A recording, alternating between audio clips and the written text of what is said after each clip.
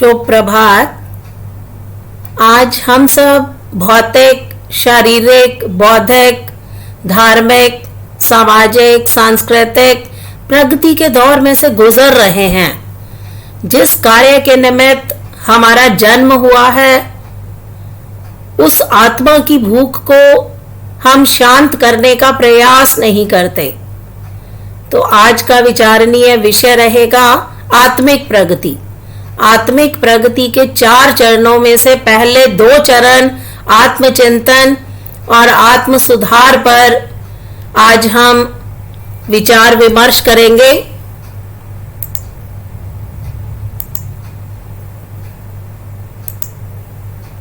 आत्मिक प्रगति, आत्मचिंतन और आत्म सुधार।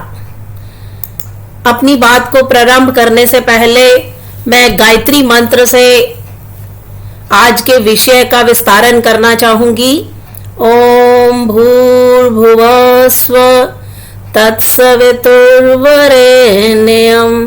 भर्गो देवस्य धीमहि धियो यो न प्रचोदयात्। आत्मिक प्रगति। देवियों भाइयों, भजन पूजन की बात आपने बहुत सुन ली।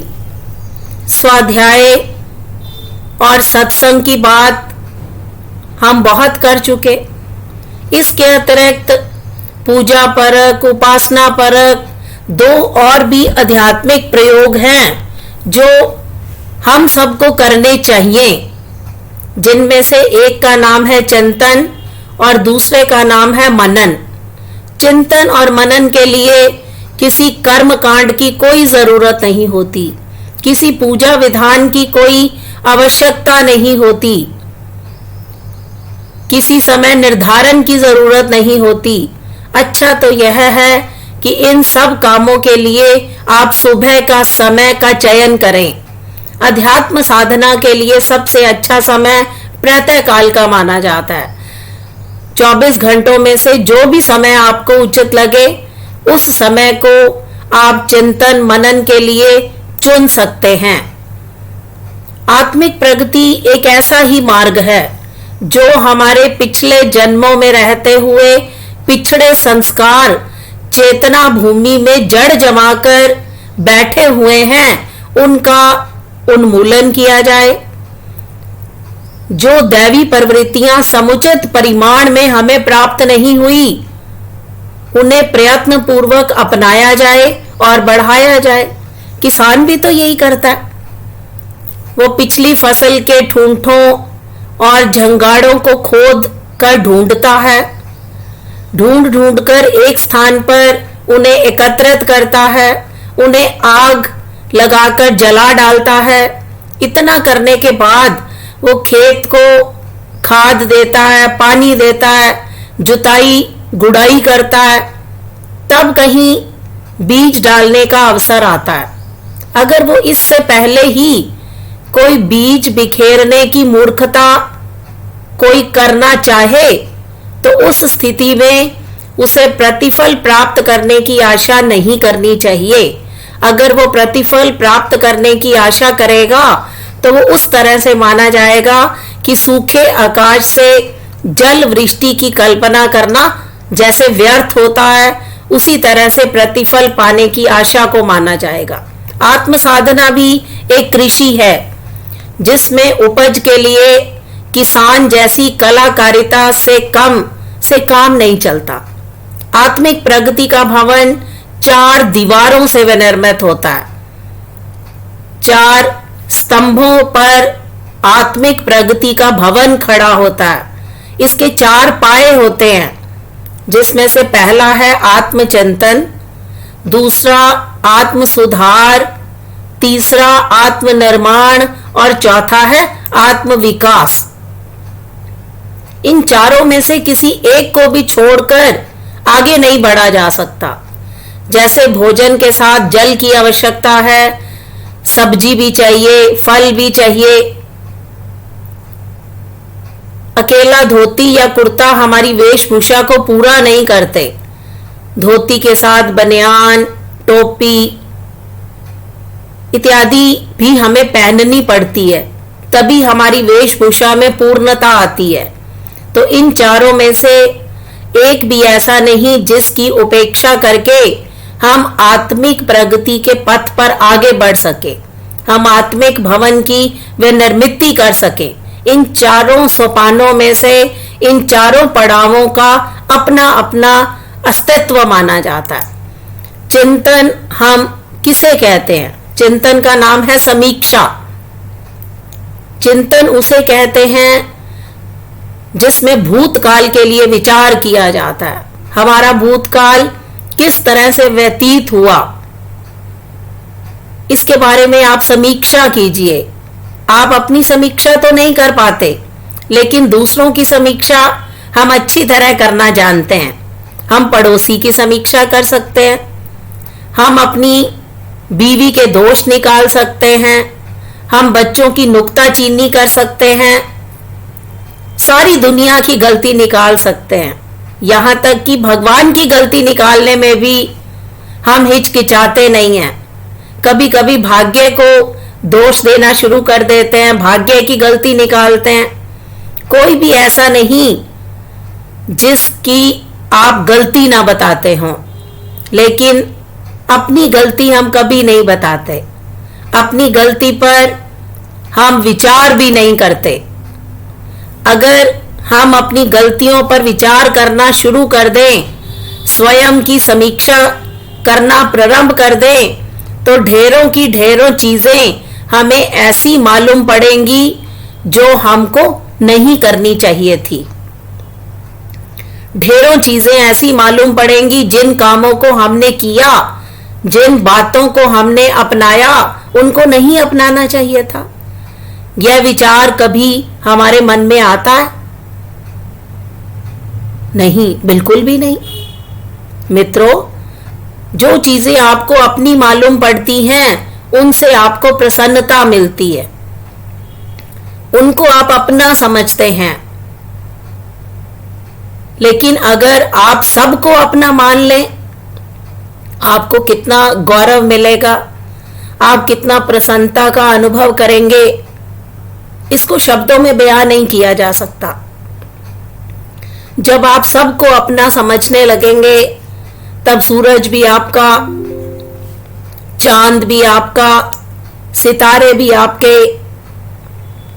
पहाड़ भी आपके, जमीन भी आपकी, सारे इंसान आपके, कुटुंब भी आपका, सारा विश्व आपका। इस तरह अपना दायरा चौड़ा कर लीजिए, तब आपकी खुशी का ठिकाना नहीं रहेगा। अभी तो आप अपने थोड़े से लोगों को, थोड़ी सी वस्तुओं को आपने अपना माना है, उससे भी कुछ ना कुछ आपको राहत मिली है, प्रसन्नता मिली है। लेकिन जिस दिन आप सबको अपना मान लेंगे और अपने को सबका मान लोगे, तब आप देखना आपको कितना मजा आता है, आपको कितनी तृप्ति मिलती है, आपको कितनी मानसिक शांति प्रदत्त होती है, आपको कितना आनंद मिलता है। मित्रों, आपके लिए और सभी के लिए एक ही रास्ता है, आप अपने दायरे को बढ़ा लीजिए। संतों ने भी यही कहा था, महापुरुषों ने भी यही कहा था, क्योंकि संत और महापुरुष अपने लिए नहीं जीते, वे समाज के लिए जिए, धर्म के लिए जिए, संस्कृति के लिए जिए, सबके दुखों में शामिल हुए, औरों का दुख बटाते रहे, अपने सुख बांटते रहे।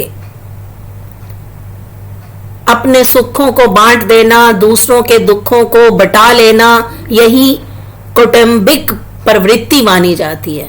आप अपनी प्रवृत्तियों को कौटुंबिक बनाइए, पारिवारिक बनाइए।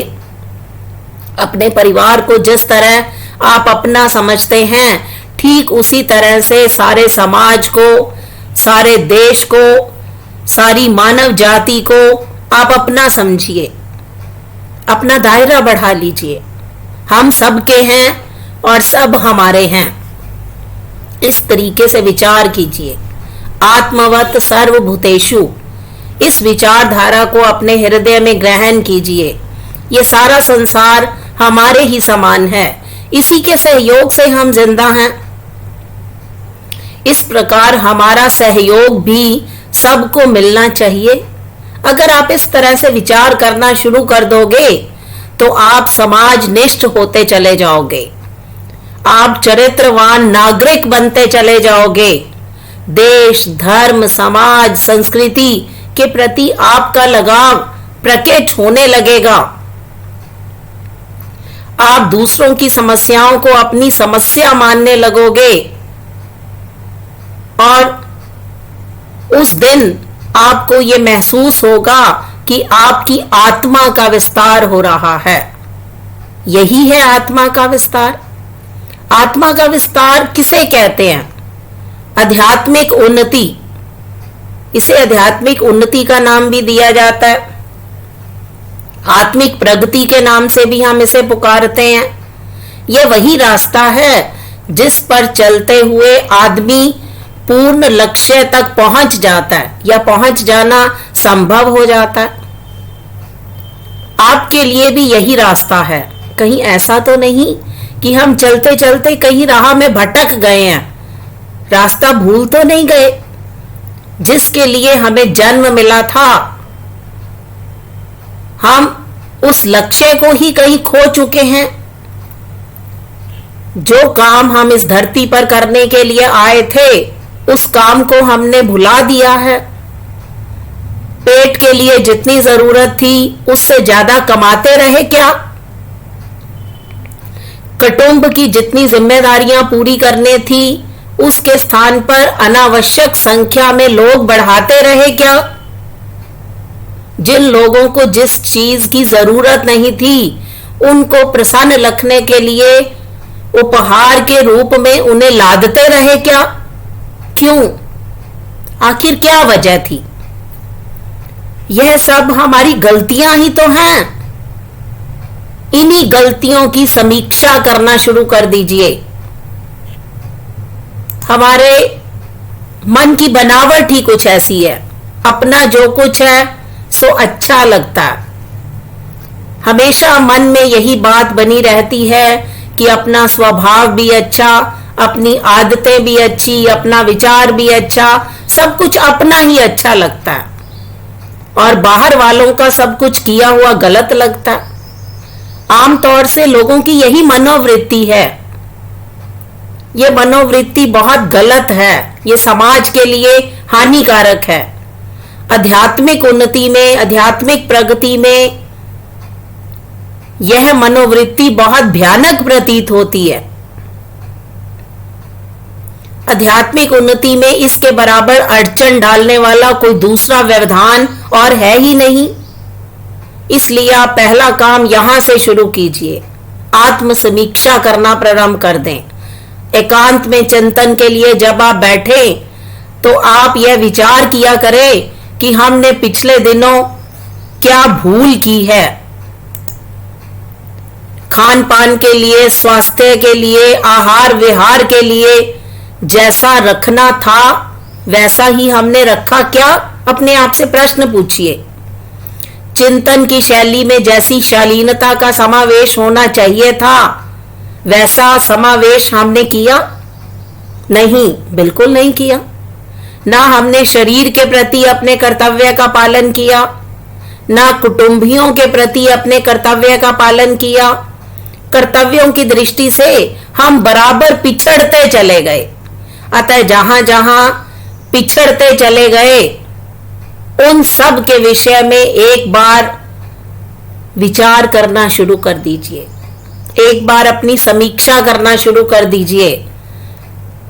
आत्मचिंतन का अर्थ ही यही होता है, अपना समीक्षा करना, अपना स्वच्छेद करना। क्योंकि वैज्ञानिक जब प्रयोगशालाओं में अध्ययन करते हैं तो वे पदार्थों का विश्लेषण करके वर्गीकरण करते हैं और उस वर्गीकरण के माध्यम से वो ये पता लगाते हैं कि इसमें कौन कौन से तत्व विद्यमान हैं, किन तत्वों का कितना प्रतिशत उनके अध्ययन के अंतर्गत निहित है। पोस्टमार्टम में भी तो यही देखा जाता है। मृत्यु के किस अंग में चोट लगने से व्यक्ति की जान गई है, उसके शरीर के किस भाग में अवरोध पैदा हुआ है, ये सब बातें पोस्टमार्टम के समय डॉक्टर्स के द्वारा देखी परखी जाती हैं, निष्कर्ष निकाले जाते हैं। आत्मचिंतन का भी यही अर्थ है, ढूंढना। परमात्मा ने जो हमें विभूतियां दी हैं, अमानतें दी हैं, उन अमानतों का कितने अंश में हमने प्रयोग किया है। हर श्रेष्ठ मनुष्य अपनी दिनचर्या में श्रम की दृष्टि से, मानसिक दृष्टि से, व्यवहार की दृष्टि से, चिंतन की दृष्टि से, व्यक्तित्व की दृष्टि से वो आत्मविलंबी और आत्मसम्मानी होना चाहता है। लेकिन ये कब संभव हो सकता है? ये तभी संभव हो सकता है अगर हम आंतरिक विभूतियों और बाह्य साधनों का सदुपयोग करें, क्योंकि आत्मचिंतन में अपने गुण, स्वभाव और कर्म का कड़ाई के साथ परीक्षण करना पड़ता है। उसमें आत्मा को दीन दलित बनाने वाले तत्व कहीं हमारे अंदर तो नहीं आ घुसे हैं। उन्हें एक एक करके खोज निकालना, मार भगाने का उपक्रम बनाना ही मानव के लिए चिंतन माना जाता है। ऐसा करते करते हम शरीर और आत्मा को भिन्न ना मानना, दोनों के हितों का वर्गीकरण अगर ना किया जाए तो शरीर की अनावश्यक मांगों को, इंद्रिय लिप्साओं को हम आत्महित मान लेने की भूल कर बैठेंगे। दोस्तों, याद रखो कि चरित्र और व्यक्तित्व को ऊंचे उठाने वाले, प्रामाणिकता को खरा सिद्ध करने वाले आदर्श कृतित्व ही आत्मा की विभूतियां मानी जाती हैं।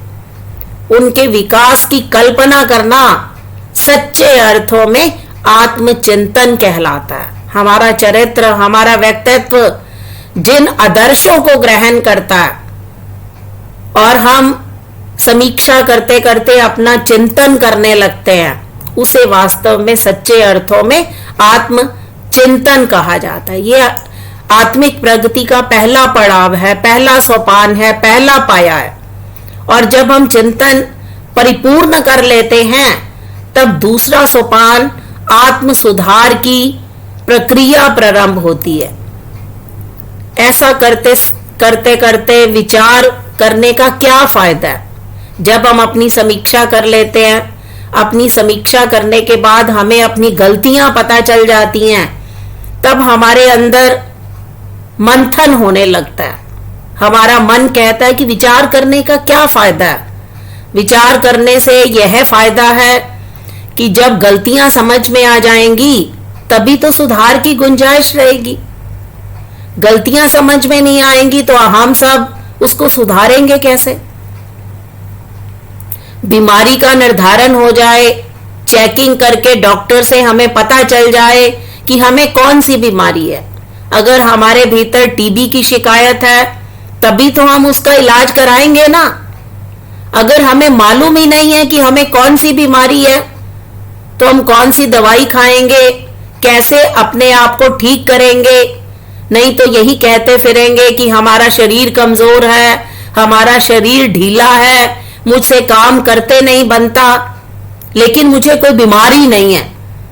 क्योंकि बीमारी को हमने लोकेट ही नहीं किया, बीमारी का परीक्षण नहीं किया, तो हम अपने आप को बीमार नहीं प्रमाणित कर पाएंगे।